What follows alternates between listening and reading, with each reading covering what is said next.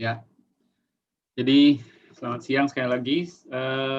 Seperti agenda kita di awal, kita hari ini akan bicara tentang kelas diagram. Lebih tepatnya bicara tentang anatomi kelas untuk minggu ini.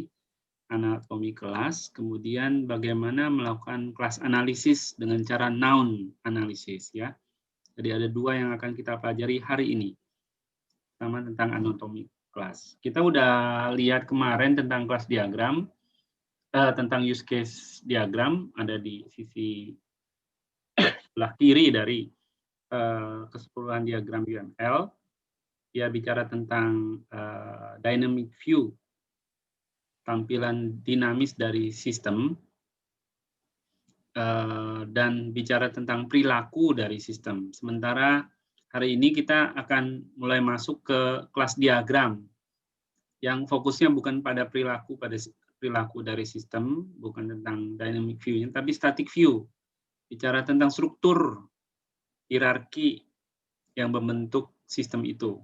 Dalam konteks ini adalah kelas yang dibicarakan, ya. Nah, seperti yang pernah saya sampaikan, untuk setiap bahasa pemodelan itu dia punya notasi utama. Kalau use case, dia notasi utamanya adalah use case dan aktor. Itu notasi utamanya. Kemudian kalau kelas diagram, notasi utamanya itu adalah kelas dan objek. Kelas dan objek. Intinya hanya itu saja sebenarnya. Ya, notasi yang lain itu untuk tambahan memperjelasnya. Nah, ketika kita belajar suatu bahasa pemodelan tertentu, pertama yang harus kita kuasai adalah notasinya. Notasi itu sama seperti kosakata.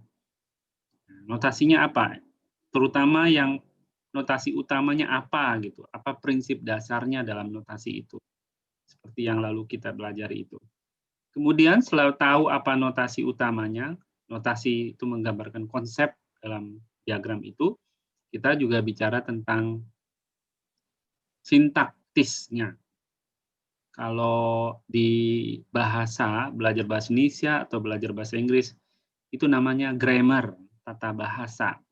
Jadi kita belajar vocabulary atau kosakata, dan belajar grammar. Atau kalau dalam bahasa pemodelan, pertama belajar notasi, kemudian belajar sintaks. Kira-kira begitu, ya. Nah, tadi saya sudah sampaikan bahwa kelas diagram ini punya dua notasi utama, yaitu kelas dan objek. Secara prinsip itu notasi utamanya. Nanti ada beberapa tata aturan sintaks dalam merepresentasikan kelas maupun objek. Nah, kita memang akan fokus hanya ke bagian kelas saja nanti. Oke. Ini yang kemarin. Nanti ketika kita membangun kelas diagram, seperti yang pernah saya sampaikan juga, kelas diagram kita itu di-drive oleh use case. Nah, selama ini banyak mahasiswa yang tugas akhirnya di bidang RPL itu tidak begitu. Banyak yang buat programnya dulu, buat desainnya, baru buat use case-nya. Jadi use case-nya tidak di-drive oleh kelas diagramnya. Sebaliknya, malah dia di-drive oleh kelas diagramnya bukan di-drive oleh use case, tapi sebaliknya malah use case-nya di-drive oleh kelas diagram. Mestinya tidak begitu. Ini prinsip dasar dalam UML sebenarnya, ya. Semua pendekatan yang berbasis UML, pendekatan SDLC yang berbasis UML itu selalu begitu. Konsep dasarnya adalah use case driven. Ceritanya seperti itu. Ya. Jadi desain yang lain itu di-drive oleh use case-nya. Seperti apa use case-nya? Seperti itu juga nanti terefleksi pada diagram-diagram yang lain. Nah, yang kita lakukan juga seperti itu. Berdasarkan use case yang sudah kita buat, kita akan menganalisis dan menurunkannya menjadi kelas diagram. Ya. Jadi kalau ditanya itu kelas diagram datangnya dari mana, itu ada jawabannya, ada rasionalnya. Oh, itu dari use case yang ini. Kelas diagram itu merealisasikan use case yang mana, seperti itu. Ya. Jadi jangan sampai nanti terbalik. Nah, saya bisa lihat kalau kelas diagramnya itu mendahului use case-nya itu kalau saya perhatikan ya. Use case-nya itu rame biasanya. Kalau kelas diagramnya dulu baru use case. Biasanya use case-nya rame. Banyak berisi dengan fitur-fitur biasanya. Fitur-fitur. Karena kelas diagram kan sudah di level sistem ya. Dia bicara tentang fitur-fitur. Tidak lagi bicara tentang basic needs dari si aktor. Makanya ketika itu dibalik, maka muncul fitur di dalam use case diagram. Biasanya begitu. Nah, saya harapkan nanti setelah belajar begini, jadi tahu bahwa ya mestinya ketika saya buat kelas diagram, saya mengacu pada diagram use case.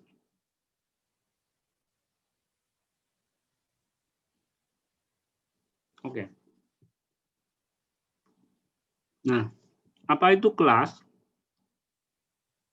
Di dalam pendekatan berorientasi objek,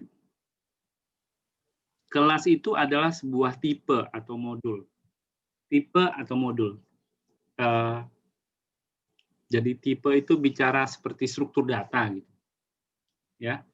Dia punya atribut yang sama. Jadi beberapa data yang punya atribut yang sama itu disebut punya tipe. Seperti itu ya. Jadi tipe atau jenis. Jadi kalau kayak di sistem informasi akademik misalnya yang kita selalu pakai, itu ada type of user gitu ya.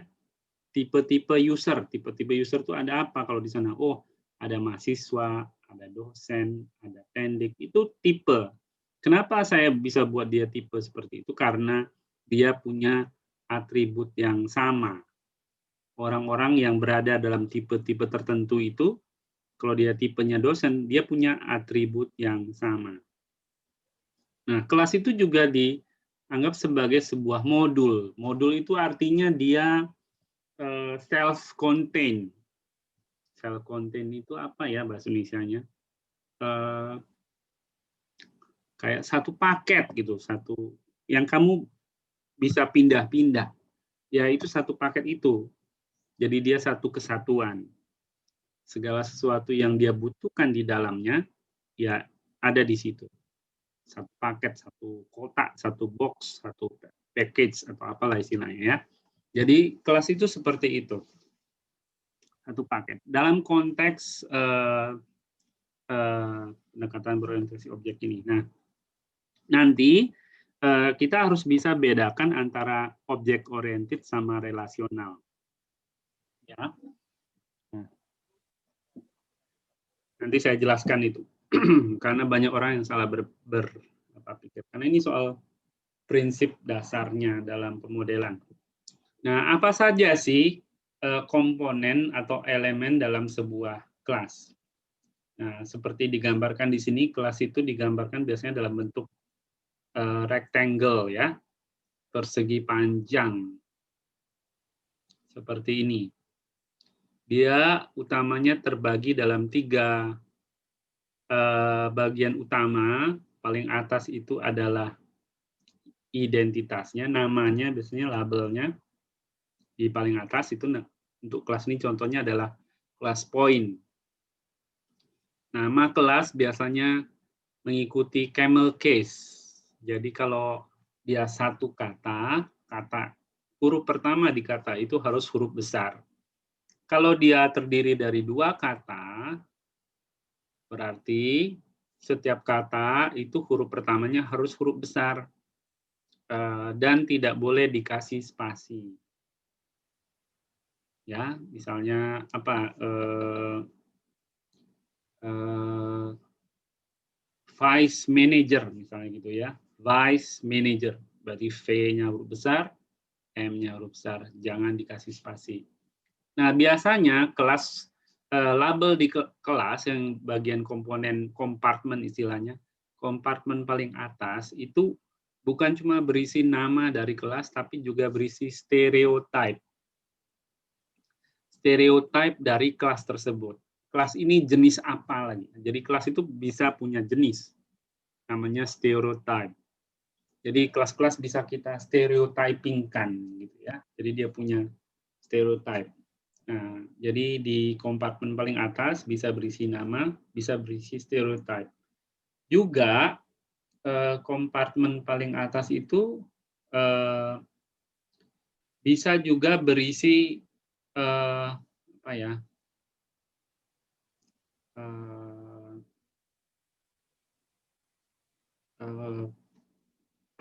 Paket lebih besarnya gitu. Apa? Dia termasuk kelompok yang mana? Package-nya apa? Itu juga bisa. Nah, kita lewati dulu. Terus kompartemen kedua dari sebuah kelas itu berisi atributnya. Atribut dari kelas. Misalnya ini contohnya poin atau titik. Titik itu punya atribut 2 biasanya. X dan Y kalau dia dua dimensi misalnya gitu ya. Itu atribut dari kelas. Selain atribut, juga bisa berupa properti. Jadi bedakan antara atribut sama properti ya. Atribut itu sesuatu yang karakteristik yang sudah melekat di kamu. Seperti warna rambut, panjang tangan gitu ya. Berapa panjang tanganmu, tinggi badanmu, berat badanmu, itu atribut. Dia bukan properti. Ya, dia atribut. Sementara itu properti itu komponen lain yang punya apa ya, relasi bagian dari. Biasanya itu. Jadi seperti meja, meja punya kaki. Nah, kaki itu bukan atribut dari meja. Kaki itu adalah properti dari meja. Propertinya meja itu. Kaki meja itu ya. Kalau misalnya ini kelasnya mobil, berarti propertinya apa? Bisa berupa wheel, setir gitu ya. Roda, mesin. Misalnya seperti itu. Itu namanya properti. Jadi kompartemen kedua ini berisi atribut atau properti. Nah, biasanya atribut dan properti by default, kalau berdasarkan pendekatan berorientasi objek, biasanya dia private. Ya. Ditandai dengan tanda minus ini. Minus. Nah, private. Minus dia. Nah, private atau tanda minus ini menunjukkan yang namanya modifier dari atribut tersebut. Apa sih modifier? Modifier itu bicara tentang akses ke atribut itu. Akses dari luar ke atribut tersebut. Nah, kalau dia dibilang private atau ditandai dengan minus, berarti atribut tersebut tidak bisa diakses oleh objek di luar dari kelas ini, objek kelas ini. Ya, ya nggak bisa. Yang merubah bisa siapa? Yang bisa mengakses siapa? Objek itu sendiri. Itu namanya private, pribadi. Sama seperti kita punya sesuatu yang pribadi, privat sifatnya, tidak bisa diakses oleh orang lain.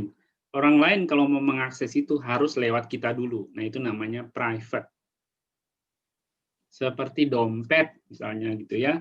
Wah, dompet saya itu private, itu pribadi saya. Atau HP saya private. Kalau ditanya sama orang, aku mau lihat dong SMS dari si A ke kamu. Oh, nggak bisa gitu ya. Kamu nggak boleh langsung lihat SMS itu lihat HP saya. Lewat saya yang akan baca, oke, SMS apa yang kamu cari di HP saya, nanti saya bacain gitu. Nah, itu maksudnya private ya. Jadi orang dari luar, objek dari luar dalam hal ini tidak bisa langsung mengakses atribut tersebut. Baik membaca, menulis tidak bisa ya, itu namanya private.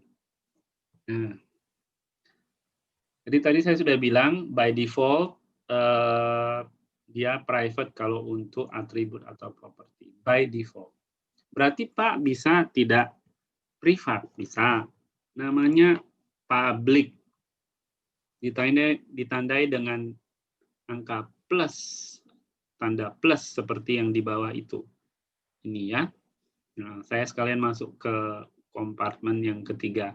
Kompartemen yang ketiga itu berisi metode. Ada istilah yang lain pakai istilah function, prosedur. Ya, ada yang pakai istilah seperti itu ya. Nah, untuk metode atau function itu by default yang muncul di sini adalah positif. Positif itu artinya dia public. Apa maksudnya modifier positif atau public? Artinya objek di luar dirinya bisa mengakses metode tersebut. Jadi objek di luar dirinya bisa mengakses metode tersebut, itu namanya public. Gitu ya. Ya, objek luar bisa langsung mengakses metode itu. Nah, biasanya kita juga punya istilah interface di sini. Gitu ya. Jadi bagaimana objek di luar dirinya berinteraksi dengan si objek itu sendiri lewat interface. Nah, interface-nya itu apa? Biasanya berupa metode yang modifiernya public seperti ini. Oke ya. Nah, kemudian kembali ke bagian kompartemen yang pertama. Di bagian kompartemen yang pertama itu ada beberapa bagian lagi yang perlu kita lihat sebagai sebuah struktur. Untuk atribut atau properti biasanya ada identifier-nya namanya, ya. Ada identifier-nya. Identifier-nya itu biasanya dilambangkan dengan sebuah variabel seperti ini. Di sini contohnya point itu punya variabel x. Ya, x. Biasanya kalau ngasih nulis variabel atau atribut huruf kecil, biasanya begitu ya. Jadi cara penulisannya pakai huruf kecil biasanya. Nah, variabel ini punya tipe data. Setiap variabel punya tipe data. Tipe data itu terdiri dari dua macam. Pertama namanya tipe data primitif. Yang kedua tipe data user defined atau custom istilah yang lainnya. Jadi ada primitif, ada user defined. Apa saja sih tipe data primitif? Primitif itu biasanya kayak ini contohnya, float, integer, boolean misalnya gitu ya. String di beberapa bahasa dianggap primitif data. Nah, itu primitif. Biasanya sebenarnya primitif ini dia menempati sebuah memori, lokasi memori tertentu yang aksesnya langsung bisa dibaca gitu ya. Nah, ini primitif. Nah, kalau yang custom atau user defined, biasanya tipe datanya berbentuk kelas yang kita definisikan. Jadi kalau kayak point ini juga berarti tipe data. Seperti tadi istilah tadi ya, a class is a type of data. Jadi kalau saya definisikan sebuah kelas point, artinya saya mendefinisikan sebuah tipe data point. Nah, gitu kira-kira. Kalau dalam Java, tipe data point, kalau saya create tipe data point, dia bentuknya berupa pointer pasti. Sebuah pointer. Jadi ada alamat yang merujuk ke sebuah lokasi tertentu. Nah, itu bedanya primitif dan user defined ya. Jadi kalau di atribut atau properti itu ada identifier-nya, ada tipe datanya. Seperti itu. Terus di bagian metode itu ada namanya, nama dari metode tersebut. Di sini contohnya namanya scale. Kalau di bawah namanya value x. Nah, nama dalam metode itu biasanya dimulai dengan huruf kecil, seperti ini scale. Kalau dia terdiri dari 2 kata atau lebih, maka huruf pertama dari kata berikutnya itu huruf besar. Misalnya kayak is enable, berarti I-nya itu huruf kecil, E-nya huruf besar, is enable. Jadi aturannya seperti itu untuk penulisan nama fungsi. Kemudian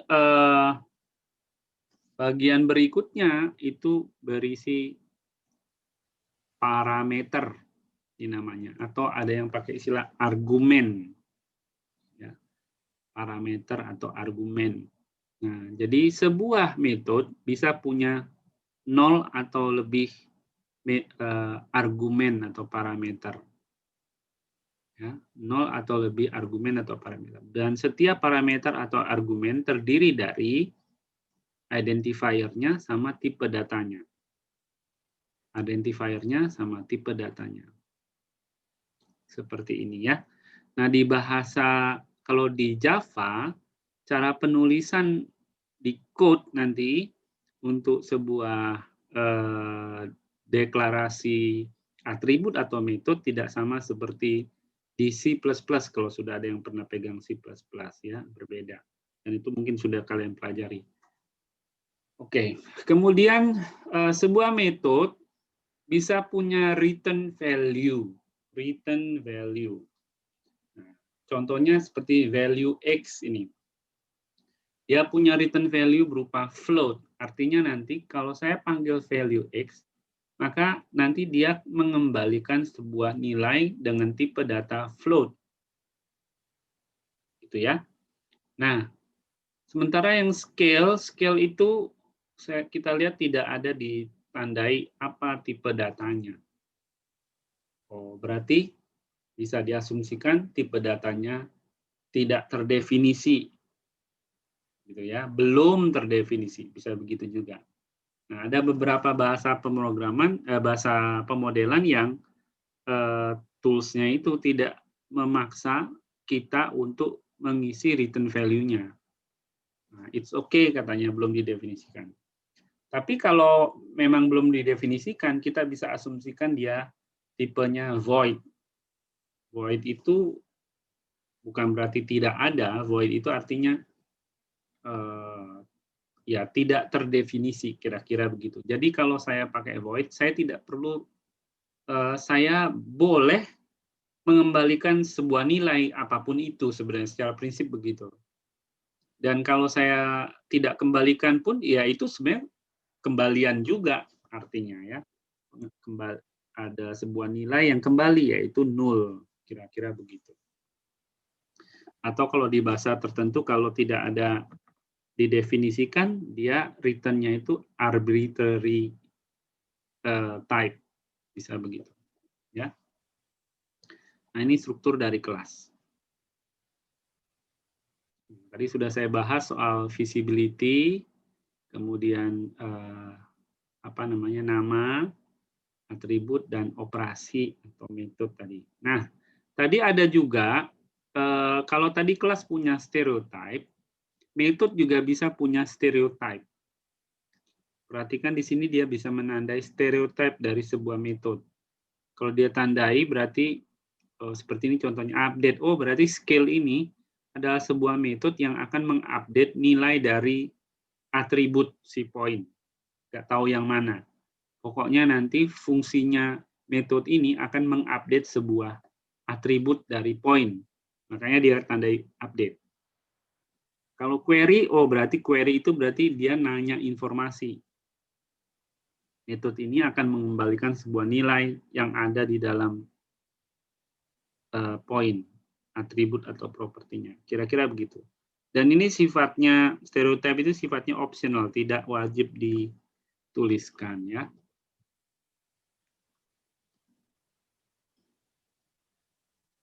Nah, ini contohnya. Misalnya saya punya sebuah kelas di bahasa Java yang sudah saya tulis seperti ini, maka saya bisa gambarkan kelasnya seperti ini. Jadi saya sudah bilang by default atribut itu private. Nah, tapi ada juga yang dibuat publik, tentu dengan alasan-alasan ya. Sekali lagi kuliahnya kita ini kuliah bidang software engineering, jadi tidak seperti ilmu komputer yang harus seperti itu gitu ya. Nah, kadang-kadang di kasus-kasus tertentu best practice itu diabaikan karena dengan alasan yang sifatnya praktikal. Nah, ini contoh tadi dari bahasa class definition dari account, dia bilang private integer balance sama dengan 1000 katanya.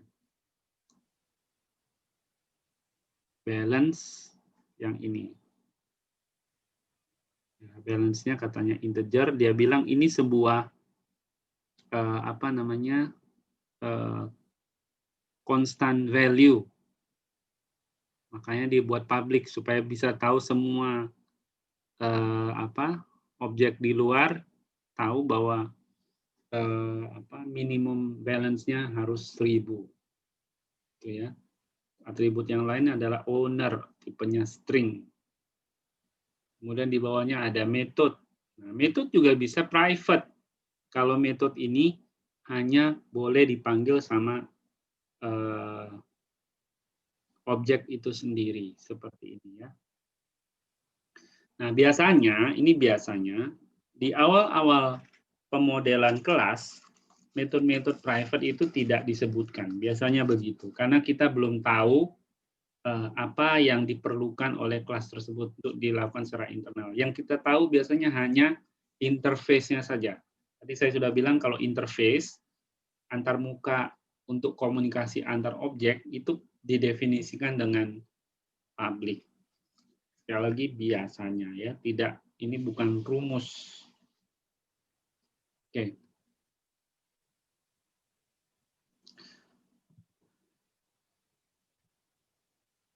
Nah, tadi sudah dibilang, saya sudah bilang ada primitive data, ada user defined data. Ya, jadi ada bedanya antara primitive data dengan user defined data. Kalau primitive data, dia nggak punya atribut lagi dan dia kalau dalam memori dia sudah menempati sebuah lokasi di memori. Kalau user defined itu biasanya dalam bentuk pointer. Ya.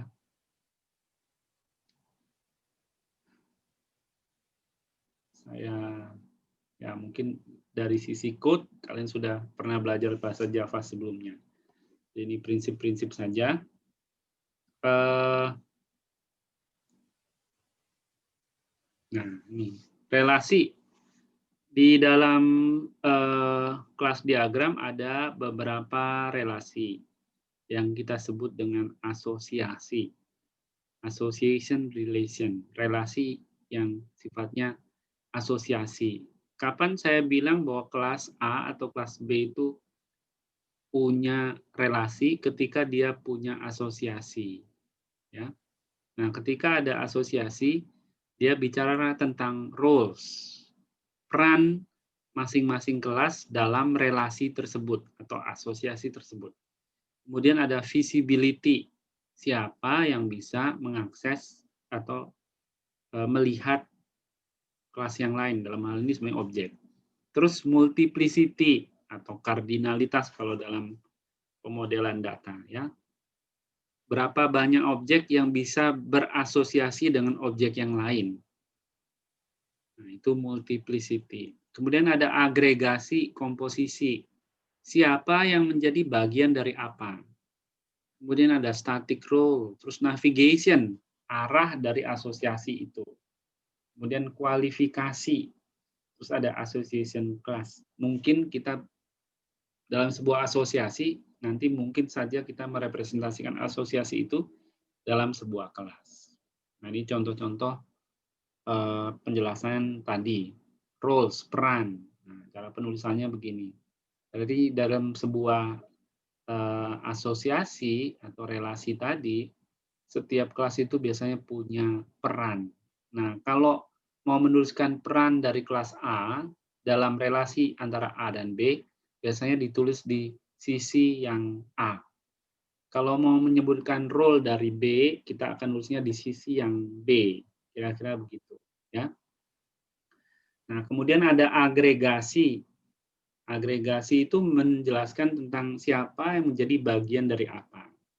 Kira-kira begitu. Agregasi sendiri ada dua macam. Ada namanya agregasi lemah yang di sebelah kiri, digambarkan dengan garis. Kemudian ada diamond di sini.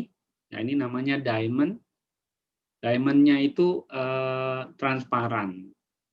Ya, bukan putih ini ya, tapi transparan maksudnya, tidak ada isinya.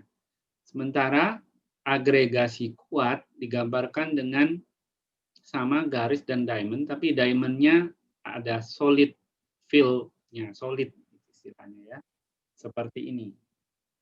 Nah, jadi yang kiri itu merepresentasikan agregasi lemah, yang kanan merepresentasikan agregasi kuat. Nah, apa bedanya agregasi lemah dan agregasi kuat? Kalau kalian perhatikan di contoh ini, ditulis school aggregate person. Itu ya, atau di situ dibilang person itu punya roles teacher dalam agregasi ini. Sorry. Jadi dalam relasi school dan person yang di sini, itu si person punya relasi teachers. Berarti kalau saya mau baca, school aggregate person as teachers. Misalnya gitu ya. Atau schools aggregate teachers, type person, misalnya gitu. Of type person. Kira-kira begitu. Artinya apa? Sekolah itu terdiri dari atau punya guru, kira-kira. Guru itu part of school, kira-kira begitu ya. Nah, cuma bedanya begini, kenapa dibilang school itu agregasi lemah person, dalam hal ini teachers.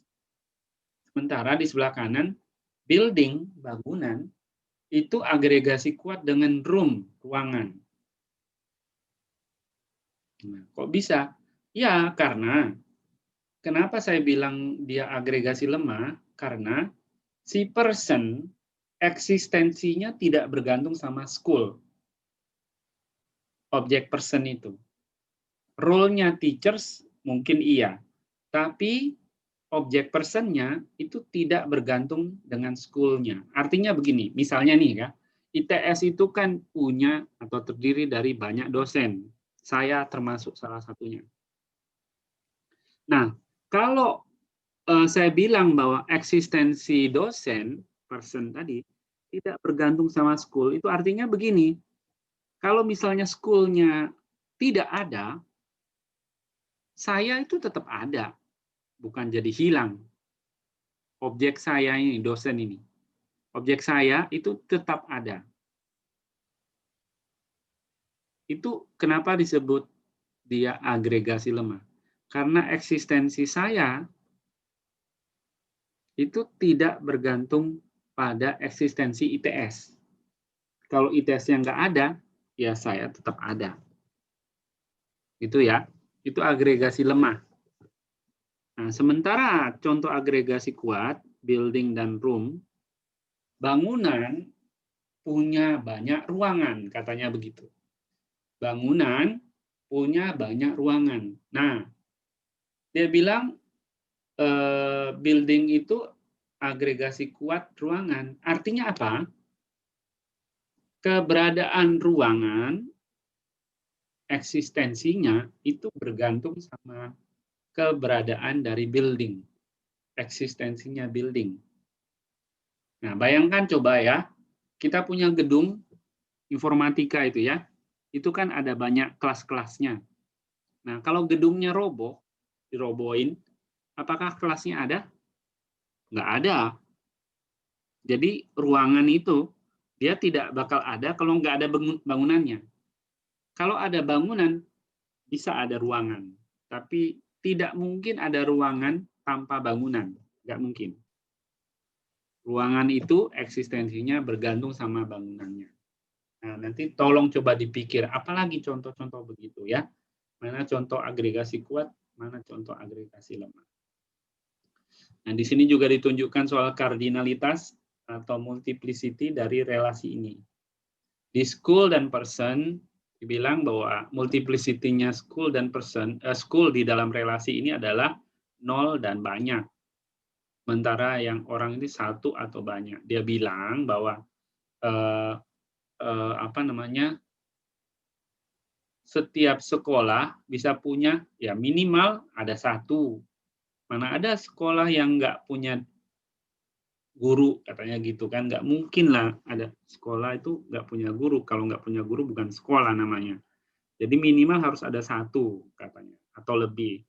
Sementara kalau person itu di sini dibilang relasinya setiap orang pasti terlibat dalam relasi dengan school, katanya gitu. Semua pasti anggota dari sebuah sekolah. Nah, gitu katanya.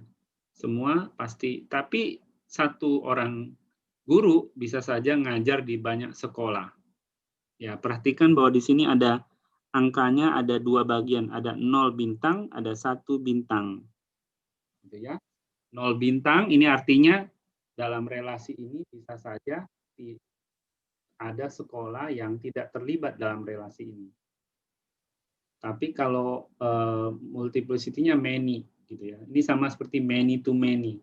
Satu sekolah bisa punya banyak guru, satu guru bisa ngajar di banyak sekolah, tapi tidak semua sekolah terlibat dalam relasi ini. Tapi semua guru pasti terlibat dalam relasi ini. Seperti itu membacanya ini.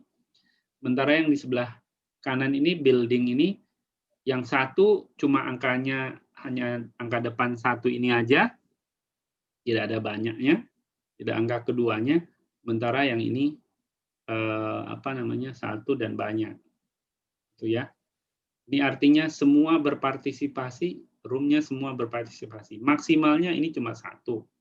Nggak mungkin satu ruangan bagian dari banyak gedung. Jadi ini sebenarnya satu titik-titik satu gitu. Tapi karena sama tidak ditulis 2 kali. Kira-kira begitu. Kemudian ada navigasi. Navigasi itu menunjukkan arah dari akses itu. Jadi siapa yang mengakses siapa. Jadi navigasi biasanya ditandai dengan tanda panah. Ya, diandai dengan tanda panah. Kalau ada tanda panahnya berarti dia mau mendeklarasikan bahwa akses itu dari kelas yang awal ke kelas tujuan. Kira-kira begitu. Ini multiplicity tadi. Nah, ini ada kualifikasi. Qualifier value selects unique object. Nah, ini ada qualification value seperti ini. Unique object from the set of object. Nanti kita pelajari lebih jauh ya. Nah, terus ini yang tadi saya bilang ada kelas yang merepresentasikan relasi ini, workforce. Ini biasanya karena many to many.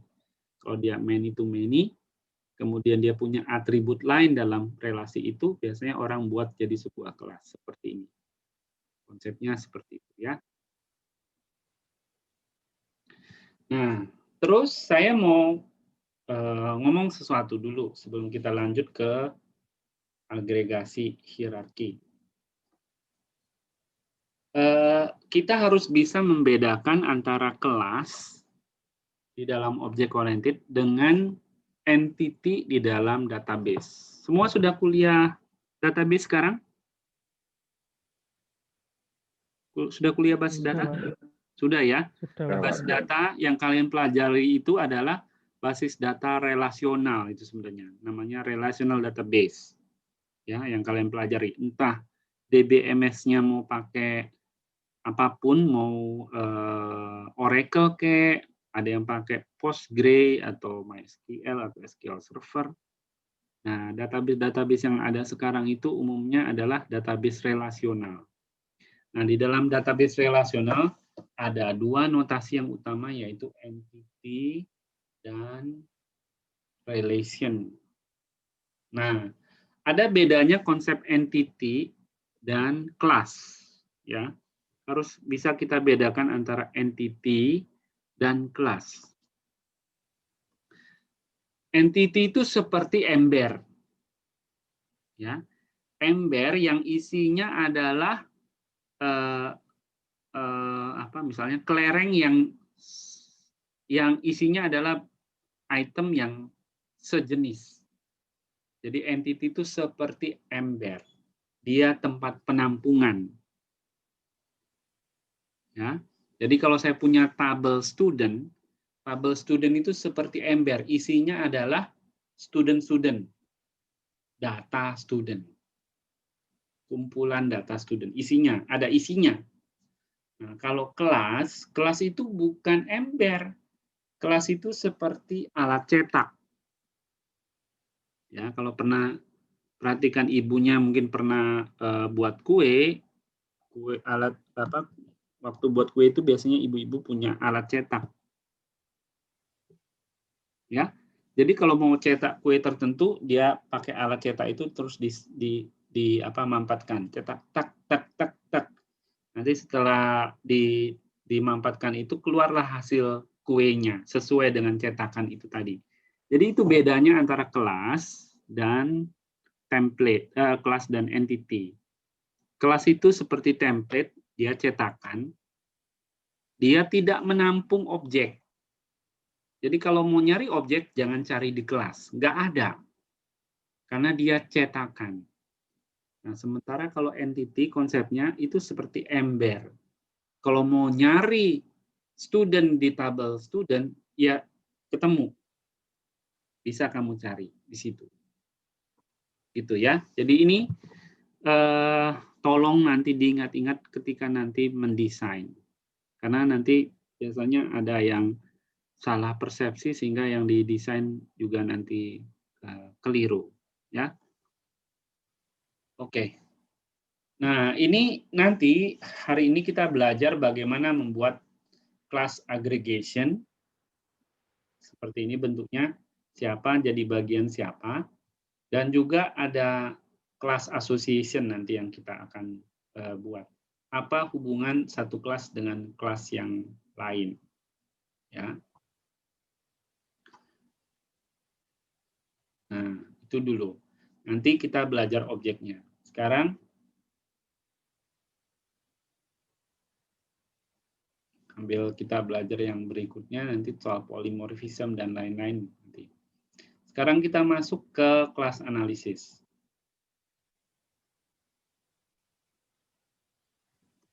Ya. Nah, apa itu domain analisis atau tadi saya bilang noun analisis adalah sebuah upaya kita untuk menspesifikasikan masalah yang kita mau selesaikan. Dalam permasalahan kita adalah masalah logistik. Bagaimana mengelola logistik dalam sebuah entity perusahaan, itu masalah realnya. Nah, itu mau kita spesifikasikan. Apa saja yang ada di situ, komponennya apa saja yang dilakukan di situ oleh masing-masing komponen, dan seterusnya. Nah, kita akan lakukan itu, melakukan analisis.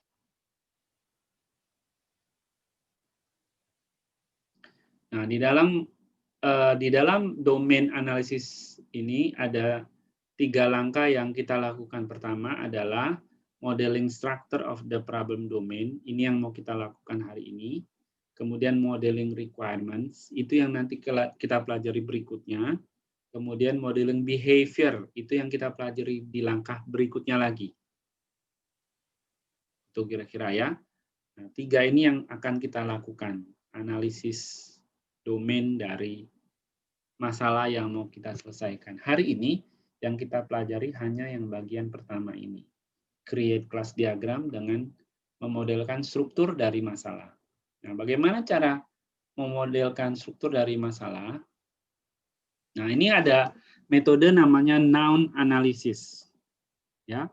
Noun analysis, nama metodenya noun analysis. Kalau dari namanya kita sudah bisa menangkap langsung, oh pasti ini basisnya adalah noun. Kata benda noun itu.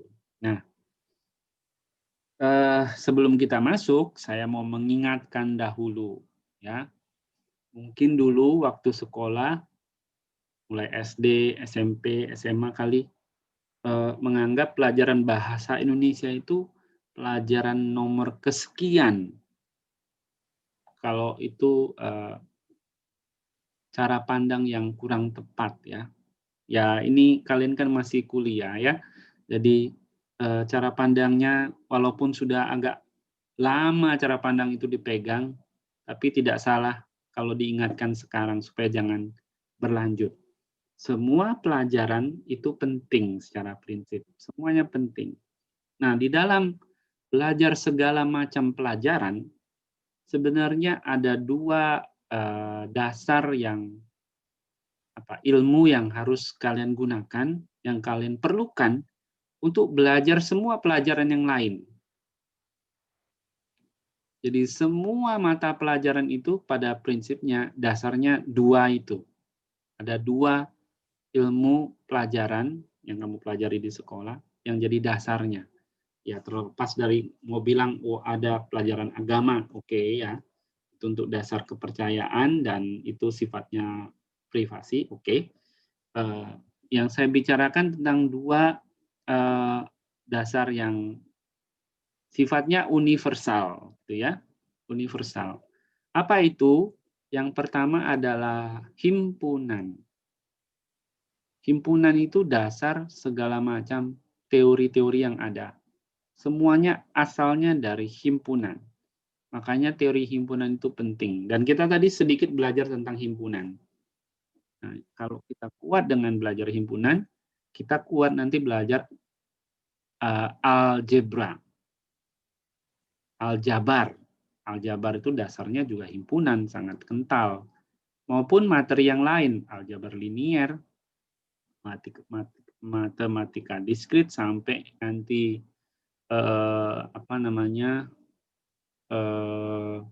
graf, otomata, semuanya itu dasarnya dari himpunan semua. Jadi itu penting. Yang kedua adalah bahasa.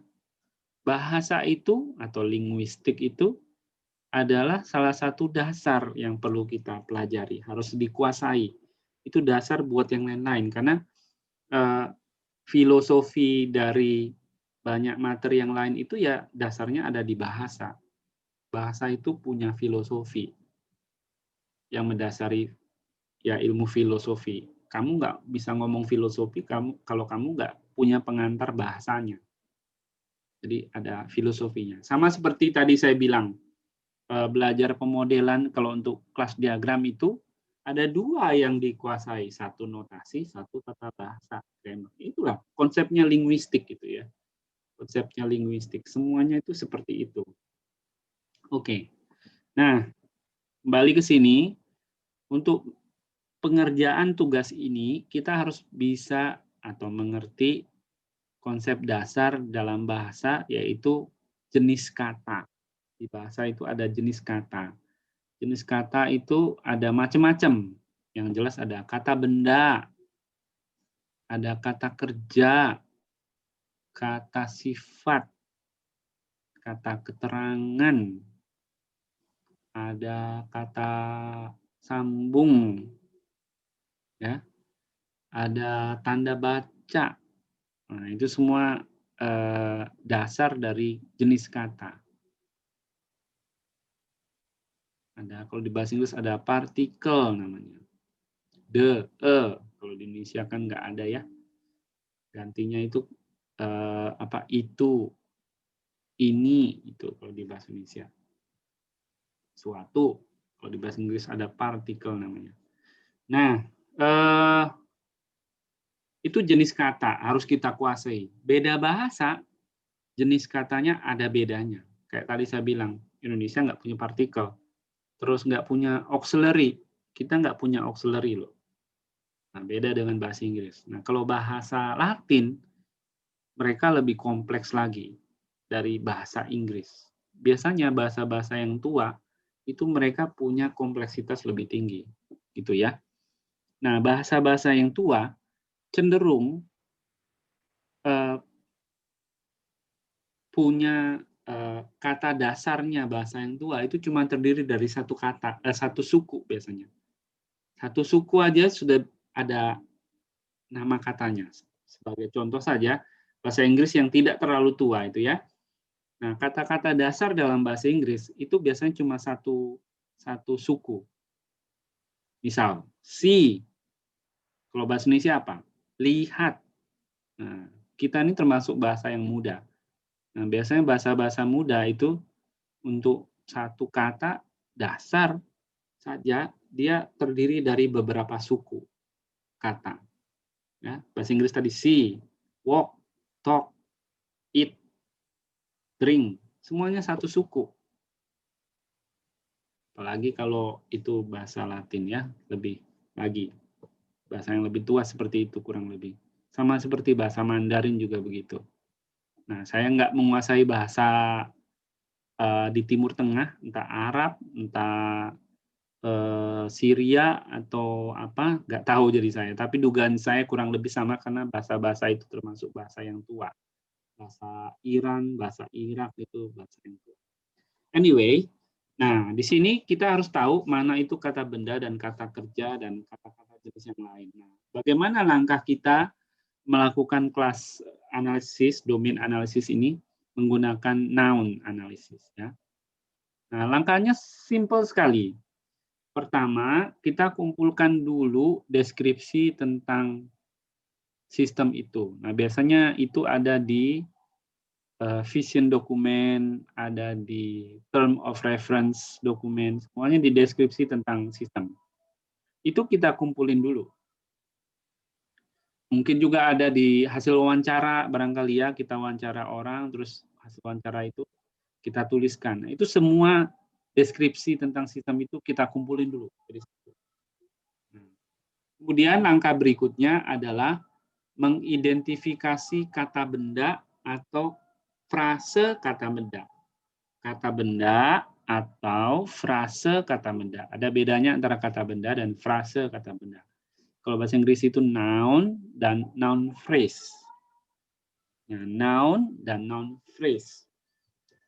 Contohnya seperti ini, ada kata overview of the lift. Ini contoh deskripsi dari sistem lift system. Ini contoh saja, nama sistemnya lift system, terus kita dapat overview-nya, deskripsi tentang lift system itu ya. Nah, kalau sekedar melihat ini, kata yang pertama ini, overview itu adalah kata benda, noun dia. Lift system itu adalah noun phrase, frase kata benda. Nah, kita bertugas menemukan noun dan noun phrase. Noun dan noun phrase. Kata benda dan frase kata benda. Itu ya. Sederhana kan? Kalau kita menguasai jenis kata, nggak masalah. Kita bisa tahu yang mana ini kata benda. Masalahnya kalau nggak ngerti kata benda itu yang mana. Karena kenyataannya banyak mahasiswa setelah saya ngajar kuliah ini bertahun-tahun, banyak yang nggak ngerti yang mana kata benda. Gitu ya. Oke, kita lanjutkan. Nah, temukan semua kata benda dari deskripsi ini. Ditandai. Kalian lihat ya, ini sudah ditandai dengan underscore, garis. Semua digaris dulu. Mana yang kata benda? Ya, ditandai. Nah, terus kata benda yang obviously not important, itu kita hilangkan. Contohnya seperti ini. Overview of the lift system. Saya sudah tahu overview ini sesuatu yang tidak relevan ya, nggak perlu saya tambah. Tidak ada peluang sedikit pun untuk ini jadi kelas, sudah abaikan gitu ya, kita keluarkan. Nah, terus kalau dia berulang ya tandainya cuma sekali saja ya. Jadi kalau misalnya di sini kena lift system, berikutnya ada lift system lagi, nggak perlu ditandai, sekali saja tandai. Jadi maksudnya pastikan dia unik gitu ya. Nah, setelah semua kata benda dan frase kata benda ditandai, kita masuk ke tahapan berikutnya, yaitu klasifikasi kata benda. Nah, kata benda yang kita temukan, kita klasifikasi ke dalam 3 kelompok. Pertama adalah problem related nouns atau noun phrase. Jadi kata-kata benda atau frase kata benda yang related dengan masalah kita yang sedang dibangun itu. Ya. Kolom kedua adalah sesuatu yang sifatnya general, unrelated secara prinsip ya. Ini biasa, misalnya kayak kata proposal, project, misalnya gitu ya kalau dalam konteks ini software project software ini fokus pada pembuatan ya. Kata project software-nya itu general word. Misalnya gitu ya.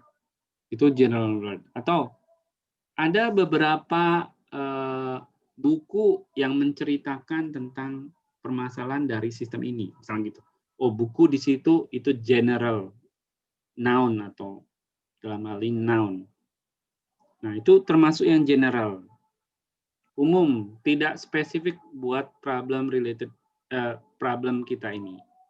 Jadi ini ngomongin sesuatu yang umum, bukan tentang masalahnya. Itu intinya. Kolom yang ketiga itu kita bicara tentang aktor. Kata benda, kan aktor kan kata benda ya. Kayak kemarin ya, lecturer, bookkeeper, cashier, administrator gitu. Itu aktor. Nah, kalau aktor kita tempatkan sendiri. Ini aktor. Karena nanti aktor tidak kita buat jadi kelas. Aktor itu kan objek di luar sistem, jadi jangan dibuat jadi kelas. Paham ya? Nah, dibagi tiga kolom ini, bagi klasifikasi. Nah, perhatikan bahwa ketika kita klasifikasi yang sebelah kiri, problem related nouns, itu kadang-kadang kita menemukan juga pengelompokan yang lebih spesifik. Misalnya gini, ini dia ketemu beberapa kata, leave request buttons, flow request button, close button, open button. Oh, ini sama-sama button. Ya, saya klasifikasikan. Button, ada 4 loh jenis buttonnya. Leave request button, flow request button, close button, open button. Gitu misalnya. Oh, ini button light. Oh, bukan. Button light itu bukan button, tapi lampunya si button, bukan button dia. Oke, bedakan. Dan seterusnya.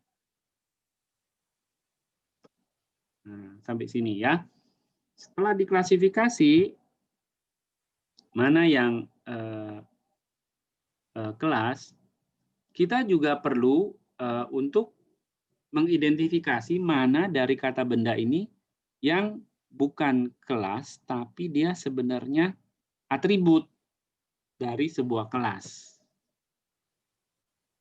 Ya, jadi nanti perhatikan jangan-jangan itu atribut. Misalnya dia ngomong tentang warna dari button itu. Oh, warna itu bukan kelas, warna itu hanya atribut. Seperti yang tadi saya bilang ya. Dia bukan properti dari si kelas, tapi dia cuma atribut saja. Nah, biasanya kalau properti itu propertinya bentuknya juga kelas. Biasanya properti begitu. Kalau atribut itu bentuknya tidak kelas. Biasanya begitu ya. Nah, kita temukan mana yang sebenarnya dia atribut saja dari kelas itu. Gitu ya. Jadi temukan di sini klasifikasi kalau ada yang satu kelompok sejenis, klasifikasikan terus tandai mana yang bukan kelas tapi dia sebenarnya atribut dari sebuah kelas. Tandai juga ya. Ini atribut kelas mana? Tandai nanti. Nah, kalau sudah kita masuk ke agregasi. Kita meng-create sebuah class aggregation. Nah, gimana cara buat create class aggregation-nya? Saya buka Star UML.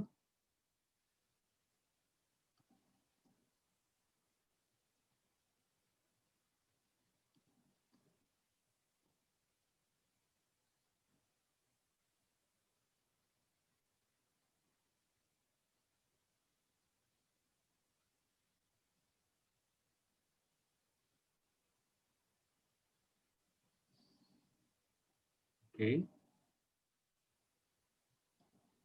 Nah,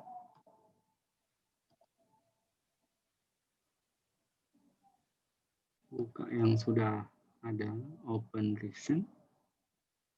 Misalnya begini. Ya. Nah, kita akan create kelas diagram untuk agregasi. Jadi, kalian klik di model nanti, kemudian klik kanan, add diagram, kelas diagram. Pilih yang kelas diagram. Kemudian kalian kasih nama aggregation underscore CD. Begitu ya. Diingat-ingat ya. Berarti nanti buat diagram kelas namanya aggregation. Kita buatnya di sini. Tetap berada dalam model yang sama. Kemudian kita generate class aggregation seperti ini. Ya, dari yang tadi. Nah, kita analisis. Siapa yang jadi bagian dari apa? Contohnya di sini kan dia ketemu ada building. Belief system itu ada kelas building dia ketemu di sebelah sini. Nah, building itu misalnya building itu terdiri dari dua bagian. Pertama fisiknya lantai, kedua adalah sistem liftnya, katanya begitu. Dia buat agregasi lemah di sini. Oke, gitu ya. Building punya lift system, building punya floor. Misalnya begitu. Kalau saya sih berpikir mestinya building ini ke lift system it's okay, agregasi lemah, tapi kalau ke floor mestinya ya agregasi kuat dong. Masa ada floor tanpa building, misalnya gitu ya. Kalau memang mau didefinisikan begitu. Tapi di sini kan dibilang tidak, ya agregasi lemah. Oke. Jadi nanti kalian tentukan apakah dia agregasi kuat atau lemah di agregasi ini. Nah, kemudian list system terdiri dari apa lagi? Nah, dibuat seperti ini berdasarkan agregasinya. Part of kelas mana yang part of kelas yang mana. Nah, tidak berarti semua kelas yang kalian temukan itu berarti harus ada part of-nya. Tidak berarti ya. Itu tidak wajib. Jadi bisa saja ada kelas yang berdiri sendiri, belum punya part of. Nggak masalah di situ. Ya, tidak ada masalah di situ. Jadi kita coba temukan strukturnya. Apakah ada yang menjadi bagian dari yang lain. Ini namanya class aggregation. Kalau sudah ketemu class aggregation, kita mencoba menemukan asosiasi antar kelas itu. Apakah ada asosiasi lain? Nah, kayak tadi, relasi antar kelasnya. Oh, ternyata di sini ada relasi nih. Contohnya ini untuk lift system. Kalau ada orang lift request button, jadi tadi ada orang mau pindah lantai, di situ ada dibilang bahwa setiap lantai, floor, ini punya lift request button. Tombol-tombol yang di luar lift itu loh. Yang tombolnya ada dua, naik atau turun, itu namanya lift request button. Nah, kalau ada orang yang mau pindah lantai, dia biasanya tekan tombol itu. Entah ke atas, entah ke bawah. Nah, tombol itu nanti harus memberitahu si lift system. Kalau diagregasi, belum ada hubungannya. Ya, jadi kalau tombol ditekan, memberitahu request itu ke lift system nggak ada caranya. Oh, berarti ini mestinya punya relasi antara floor dan lift system. Itu maksudnya. Maka saya buat di asosiasi relasinya. Saya beri nama relasinya. Tolong pastikan beri nama. Kalau soal multiplicity-nya tidak wajib, tapi kalau tahu multiplicity-nya silakan ditambahkan. Kalau enggak, tidak wajib ya. Yang penting ada asosiasi dan nama dari asosiasi itu. Nah, itu asosiasi itu dicoba ditemukan. Apakah ada, dilengkapi. Nah, kalau tadi buatnya agregasi di sini, sudah. Jadi yang untuk asosiasi gimana, Pak? Yang asosiasi sama. Kalian buat lagi di StarUML-nya. Jadi buat diagram baru lagi, tetap di model yang sama, add, kelas diagram, nanti beri nama association, CD. Itu ya. Nanti kalau saya buat, misalnya Pak, di silo saya punya kelas, nama kelasnya item. Misalnya itu ya. Item, terus ada situ ada pemeriksaan. Sorry. Apa ya? Pesanan. Misalnya. Ini agregasi setiap pesanan. Ini misalnya ya. Terbalik.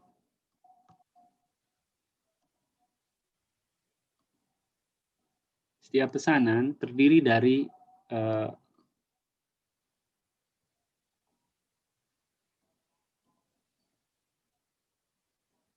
beberapa item. Misalnya begitu ya. Ini apa namanya?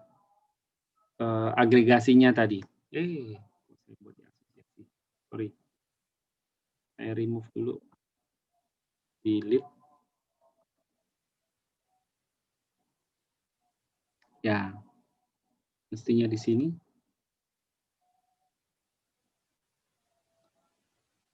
Ya. Sini dulu. Ya, ini agregasinya. Nanti kalau ada atributnya yang kalian temukan tadi di proses noun analysis, tinggal ditambahkan di sini nanti.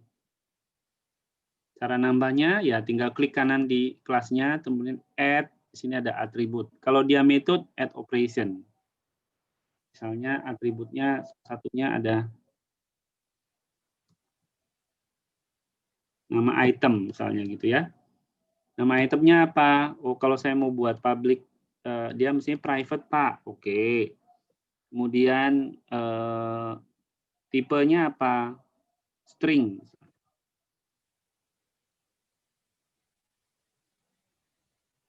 Operation-nya apa? Saya tinggal add operation. Ganti nama. Set stock. Berapa stoknya? Misalnya gitu ya. Kalau ada argumennya, ditambahkan di argumennya di bawah sini ya. Ada untuk argumennya. Nanti tinggal ditambah saja.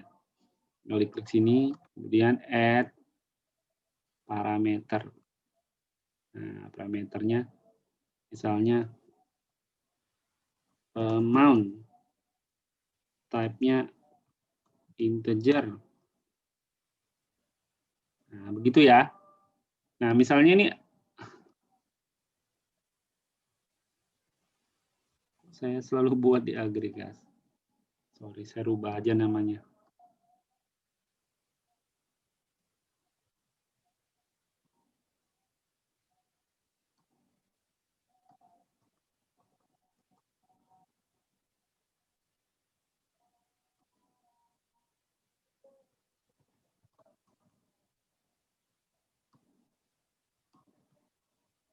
Ya, ini tabel agregasi yang tadi kita bentuk ya. Kita dapatkan informasi ini. Barangkali ada item, ada pemesanan, kemudian mungkin ada kelas penerimaan. Saya nggak tahu nih, harusnya lewat analisis dulu. Penerimaan. Barangkali ada kelas surat jalan. Surat jalan. Ingat kalau dia lebih dari satu kata, pakai camel case ya.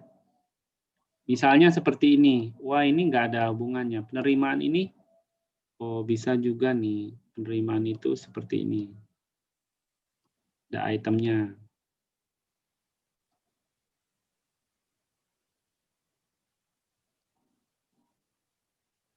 Misalnya begitu ya. Kalau surat jalan, nggak tahu nanti. Nah, ini kalau agregasi, misalnya ini agregasinya. Nah, waktu Anda buat asosiasi, menambahkan asosiasi, sama. Diagram yang sama ini apa namanya, diulangi di sini ya.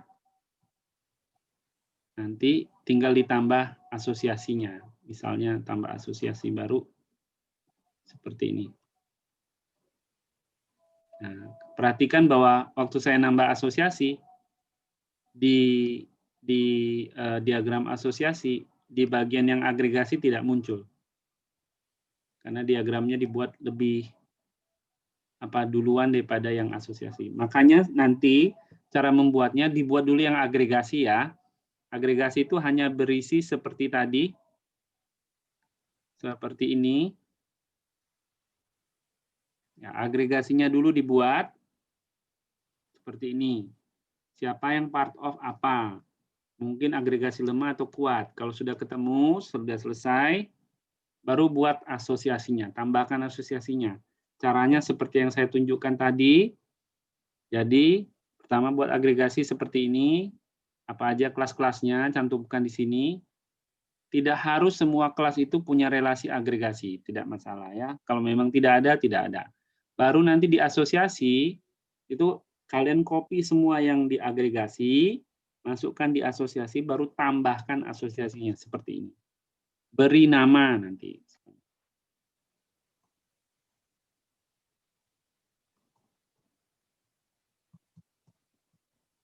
Misalnya ini ya, misalnya saja.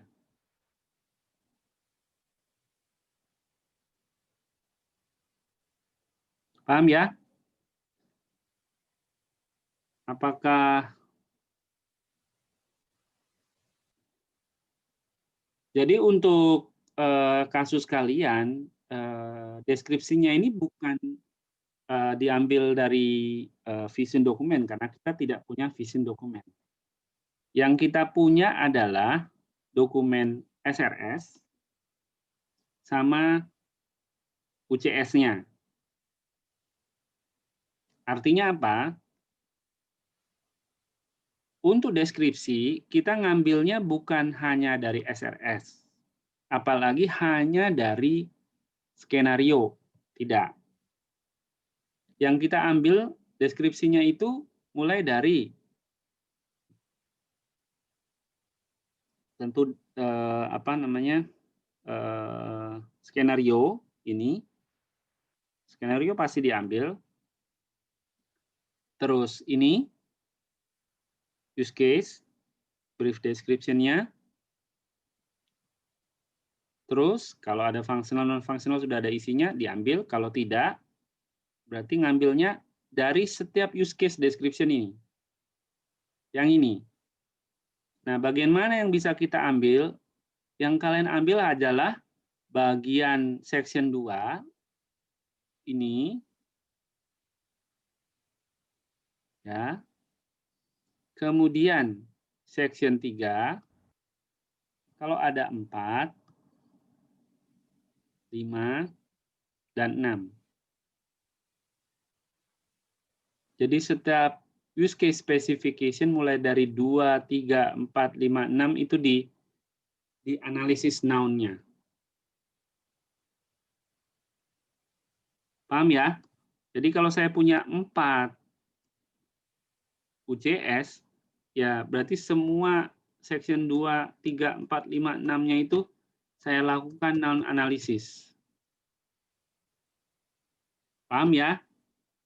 Nah, noun analisisnya jangan satu-satu. Semua harus dikumpul dulu jadi satu. Jadi prosesnya harus cuma satu kelas agregasi dan satu kelas diagram untuk asosiasi. Jadi jangan dibuat untuk masing-masing. Pak, ini SRS, ini hasil noun analisisnya, ini agregasinya, ini asosiasinya. Terus untuk UCS 1, ini noun analisisnya tadi, klasifikasinya, terus ini agregasi, ini asosiasi. Terus begitu. Enggak, jangan begitu. Dari 5 dokumen tadi, itu mana hasil klasifikasi noun-nya. Klasifikasi noun itu berarti yang ini. Yang ini ya. Klasifikasi noun-nya. Dalam 3 kelompok, kemudian apa ada yang sama, terus mana yang kemungkinan adalah atribut, bukan kelas. Kemudian, mana kelas aggregation, diagram kelas aggregation-nya, itu buat di project ini. Cuma satu saja. Kemudian, mana diagram kelas association-nya. Buat di sini juga, satu saja. Berarti nanti luarannya ada 3. Satu berupa classification nouns. Satu lagi adalah 2 lagi berupa kelas diagram, yaitu agregasi dan asosiasi. Seperti itu nanti tugasnya ya. Nah, itu harus diselesaikan dalam 1 minggu ini. Nanti saya buat di classroom untuk assignment-nya. Paling lambat dikumpulkan minggu depan kita akan evaluasi hasil dari proses tersebut. Dikerjakan secara kelompok, jadi seperti tadi tugas yang proyek itu, nanti dikumpulnya per kelompok, tidak per individu. Kira-kira seperti itu. Jadi materinya saya cukupkan, seperti di agenda tadi di depan saya sebutkan, kita sudah belajar tentang anatomi dari sebuah kelas. Nanti kita lanjutkan lagi lebih jauh ketika kita belajar bagian berikutnya tentang kelas diagram. Kita juga hari ini belajar tentang kelas analisis menggunakan noun analysis, yaitu bagian dari domain analisis tadi. Nah, ini langkah pertama dari 3 langkah yang harus kita selesaikan. Kemudian saya juga sudah sampaikan tugasnya, nanti tolong dilihat di Classroom, saya akan buat assignment-nya. Materi ini sudah saya letakkan di Classroom, videonya sendiri akan saya upload nanti, dan saya letakkan link-nya di Classroom. Jadi kalau masih ada yang lupa atau bingung atau apa, silakan lihat rekaman materi hari ini, atau nanti bisa kirimkan pertanyaan atau diskusi atau apa, entah lewat WA Group kelas atau lewat forum di Classroom, ya. Oke, terima kasih saya ucapkan buat perhatiannya. Saya pikir kita sudah bisa akhiri kelas hari ini.